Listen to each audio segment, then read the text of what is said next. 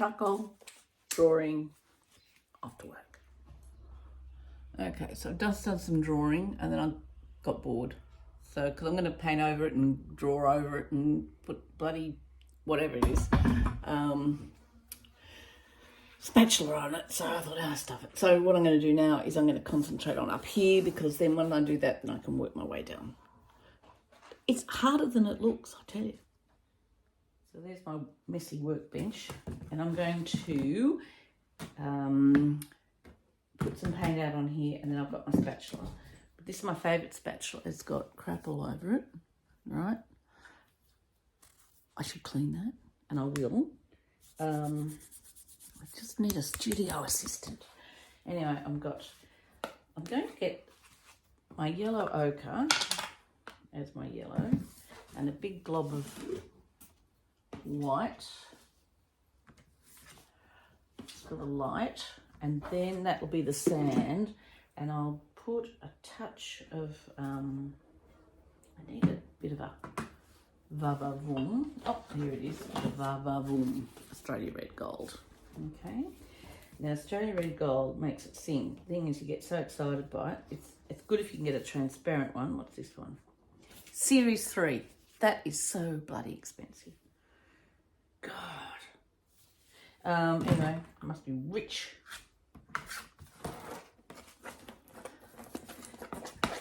That isn't really a good one, because that's just red gold.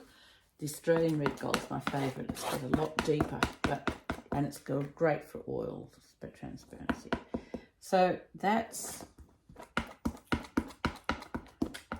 see, it just gives it a bit of life. Whereas just yellow ochre on its own, it's a bit blah. You should mix your colours anyway. So here we are. This is what Vanessa's doing. I'm going to do, oh shit, hang on. Let me do that. That helps.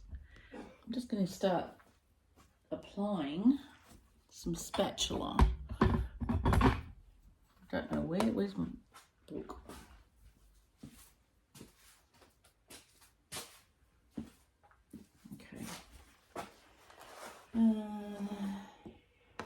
I'll start dark to light, and here in the book it's quite a bit dark. Oh no, it's light. Okay, so I'm just going to look at that. Instant happiness. Look at that. Mixing.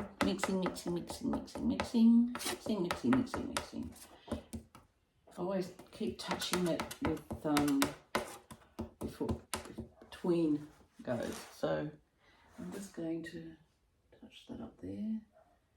Looking for the lights. And if you look there, this is all just background still. No, it's hard to believe. Anyway.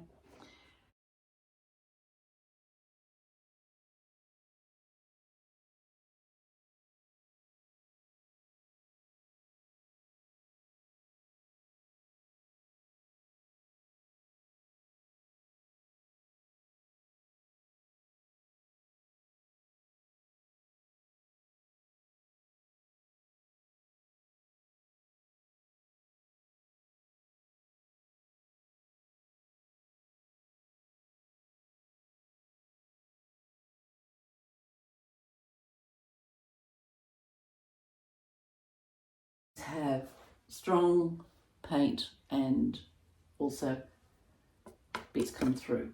That's why you need the background, because it needs to be coming through. And the sand goes underneath, the water's on top of it. So I'm going to just put this so you can see the blue coming through. I know, I'm a genius. It's hard to believe, isn't it? I'm just going to, I've got some left over on my palette. It's quite thick. I'm going to put that there where the lights are.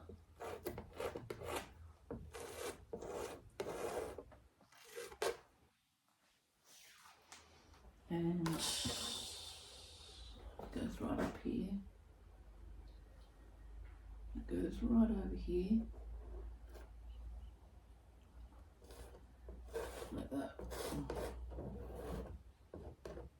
if I'm just going to paint this on its own, it's going to be quite boring. Okay, so just by using raw umber, yellow ochre and that white, and also that touch of red gold, I've got this really nice mix. Now, there's a fundamental error happening over here, but you might have noticed I got rid of the big log. The big log was actually totally inaccurate because the it was taken up further back, and this space here was so much bigger than what I've actually done it. So I've just done a bit of artistic license, got rid of the log, but that's okay, I can put it back in later. And I've just done a mixture of the three colours, getting this depth in there. And see, by doing the spatula, this feels like rocks without actually being rocks, and you can draw the rocks in as well. So it's getting more depth, but then I have to fix this bit here. It's actually not in the picture at all. I don't even know where I saw the two sticks going over each other. So that has to be fixed. But I've just put that background on of the, with the spatula. This coming over here, over the water, right? So you can see the blue through it. I can do more. I layer upon layer upon layer. So I'm thinking about what I'm going to do here, because I don't want it to be too boring, but I do want this to be the hero. So at the moment, I've just put in some, the three colours and getting this lovely texture here. Look at this, I'll just show you. Look at that, can you see that? Spatula, right? Movement, spatula, but you don't do it everywhere because, well, you can do it everywhere. People can do it everywhere and do whatever they like, but I find that if you have it strong here and gliding over the top, but you have to have the stuff underneath for it to come through, all right? And we didn't do glazes and everything like that. But at the moment, I'm thinking I'm going to concentrate on here. So let me think what I'm going to do. So using the limited palette again, I have used the raw umber, ultramarine blue, and the white, raw umber, ultramarine blue, not much white, and made this dark green, and see how it's got more depth, and then you can scratch back as well and create those trees. So it's really quite dark on the right hand side, and I've brought this line, that was a hard line, and I brought that down because it's coming around, and so then I scratched some lines in, and because I've got the light on the back in the background, not white, that actually then creates tree trunks without actually painting them in, which can look really, really bad unless you're good at it. And I'm not that good, I can still do it, but, and so then I'm doing some green, darker greens here, and as you can see, just with a spatula,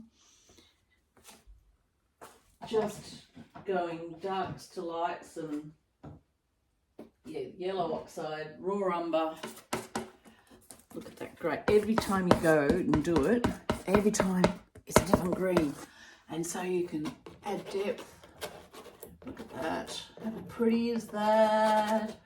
And I can get rid of that too. I can just put it, all I do is I'll bring the sky down, cut it out, draw it back in again. It's fantastic. There's no such thing as a mistake. So I'm just going to make that quite a bit darker over there. And then I'm going to bring in some more stuff from the spatula. Right, that's a nice green, and you just keep layering it, and you've got the background that you've scumbled, and this builds up depth. And it gives a nice feel to it, texture, that it's not all one colour. Yep. The tree's a bit of a worry here. Look at that. Spatula, baby. That's where it's at. Scratching back in.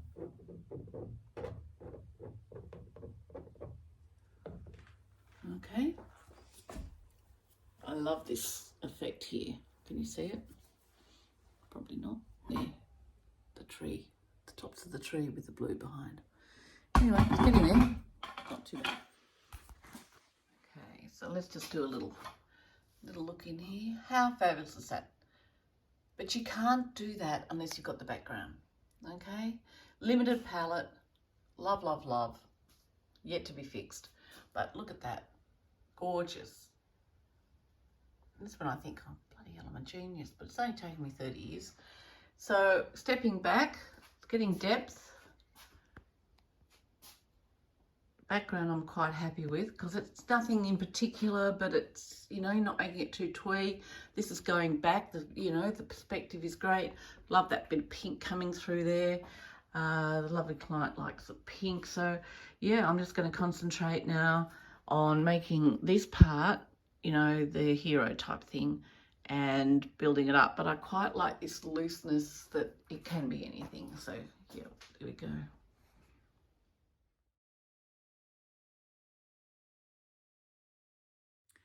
Hi, so it's Monday morning and sun shining, praise the Lord.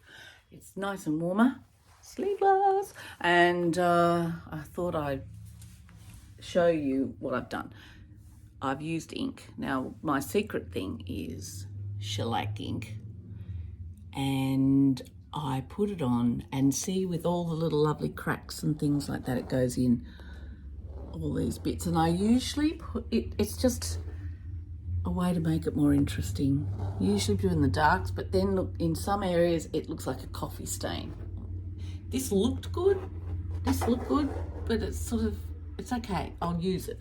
So that's why everything you do, it can be a mistake, it can be purposeful. Sometimes the purposeful stuff's the most boring, right? So in which case, I've got the darks in here. This is getting more moody. I love that. I'm a bit worried about the sky looking a bit flat, but I think if I put an oil in that, it'll bring it up. And so, yeah, all of this, yum, yum, yum, yum, yum, yum, yum, yum. Shellac ink. I use a sepia shellac ink, very hard to get, but yeah, that's the difference. I love it, love, love, love. So this is where I get a bit stuck because I don't want it to look too chocolate boxy and I don't want it to look too boring. And then you have to add on all the bings and whistles and stuff like that. So I'm going to look at different, this one which I mentioned before that I might incorporate in here and make this more interesting. Then I'll get my, and this here, there's some fundamental errors here. That is the same as that. See how that? Fundamental errors, boom, boom, boom. Don't do that. So whenever you see that there are same dimensions in, and often happens this way or it happens between trees, boom, boom, boom, you work out how am I going to fix that. So I can either have rocks coming in here, but at the moment this is wrong. This is actually all flat. So I have to make this feel as though it's more flatter. I'm going to take that back further, the yellow, cut rid of the spatula part, and I'm going to make this here a bit wider. Don't know how I'm going to do it, but I'm going to draw in some of this over here. Bit more meat and potatoes, bit more excitement. Okay, so I've drawn in this bit here and just lines at the moment, but that'll give me, just make it a bit more interesting. So let me see if I can do that. Okay. Look for Monday morning. Anyway, I've done a limited palette and I've actually extended the limited palette with red oxide. So I'm just going to put in, just going to block in. Again, it doesn't matter if it's right or wrong or right. Isn't that a song? Jesus Christ. What's that? Okay, there we go. Can you see that? Yep. Okay, so I've got limited palette. I've added some red oxide in. And so it's red oxide, raw umber, yellow ochre, and Payne's grey. So, hi, so I've just drawn in with charcoal to get this area a bit more interesting. And what I've done is I have a limited palette, I've got added to that limited palette red oxide. So I'm just going to block in the shapes that I've put in. See how I'm using the side of the brush, right? All I'm doing now is getting the shapes in, not thinking about anything else, just getting this in. If you think too much, it looks like crap. Can you see that? Can you see that? Okay. Just blocking it in so I have some idea what I'm doing, which is always unusual. Not even going in the lines. Okay. I've added a tree there and I'm just blocking in.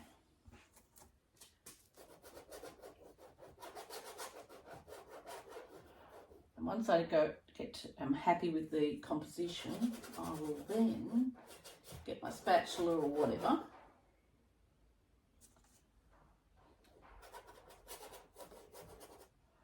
Look at that, bloody mess, but I'm just seeing if I like this composition better.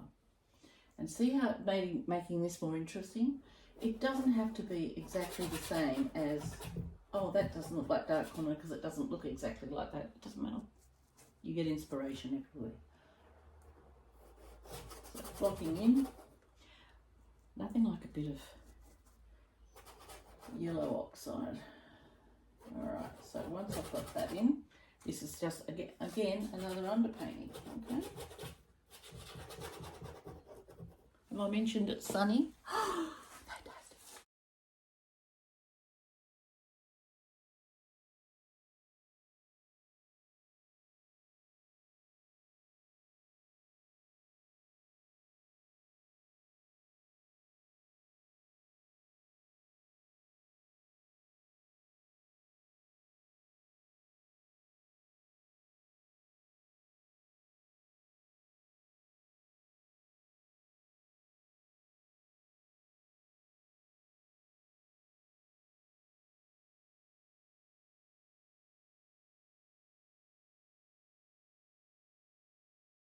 A lot more interesting on that side now.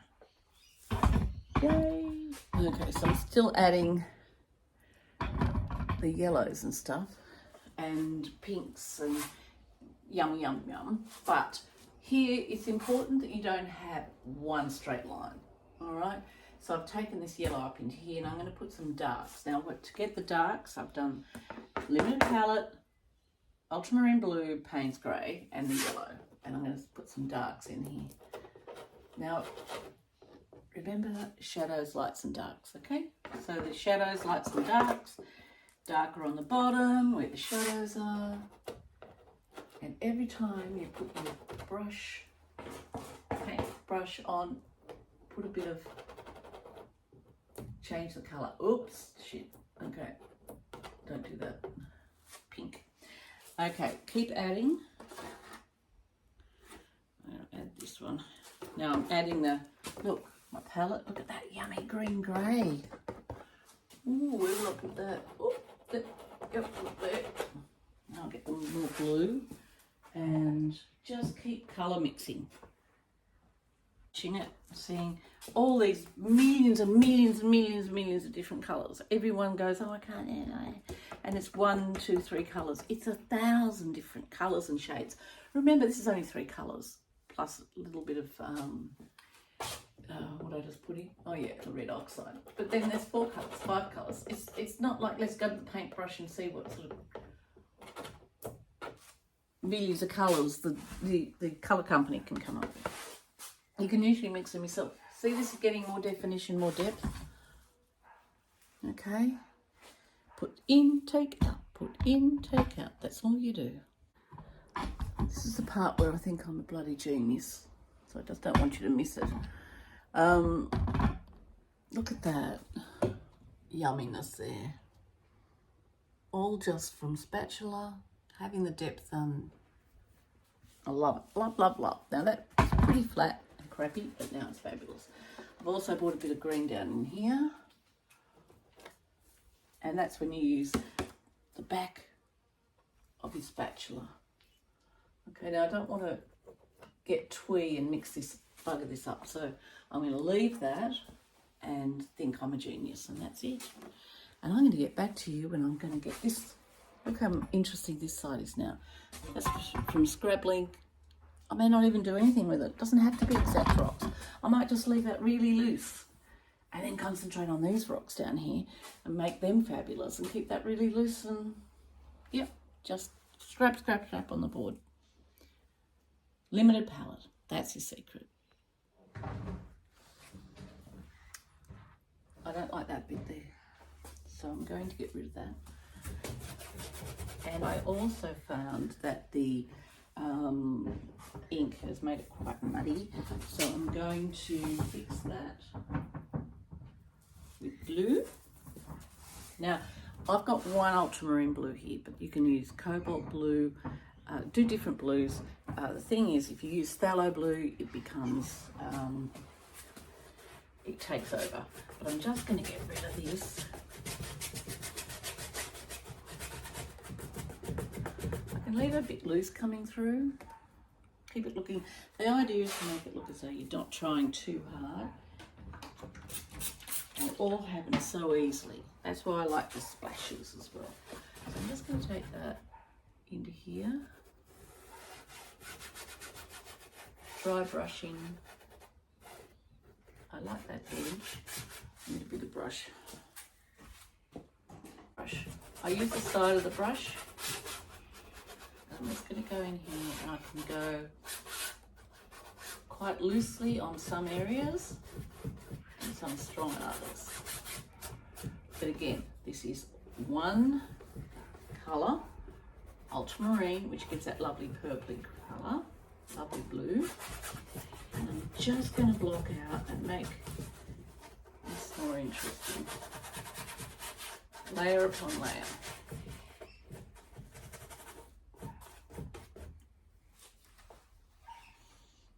Oh, better already.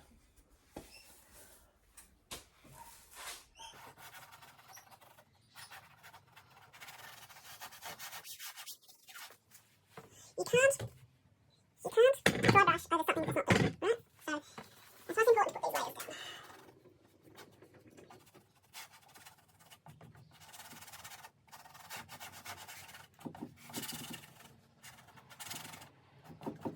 And also, while you're painting before it dries, I know I could use a retard. As long as it dries, it makes it too slack. So the one thing I always make do is I step back, go right back and look from a distance.